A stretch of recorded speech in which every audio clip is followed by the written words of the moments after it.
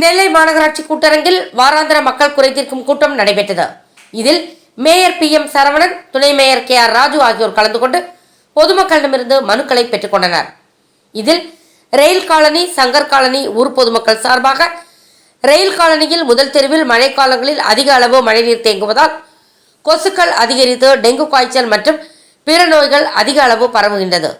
குளத்திற்கு செல்லும் நீர் ஓடையில் அதிக முள்மரங்கள் வளர்ந்து உள்ளதாலும் மற்றும் 2 வீட்டுக்கு பின்புறம் ஆக்கிரமிப்பு செய்துள்ளதாலும் குளத்திற்கு செல்லும் நீர் செல்லாமல் வீடுகளுக்கு உள் வருகின்றது.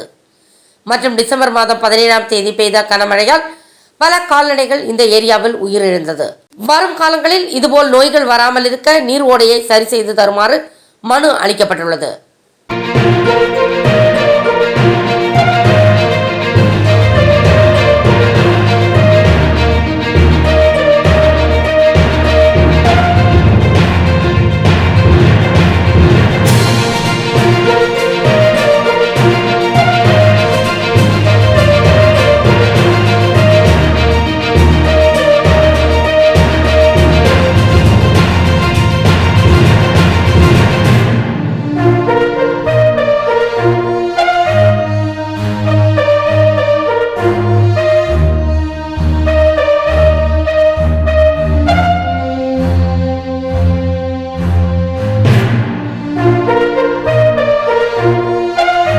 Thanks for watching உண்மை செய்திகள்.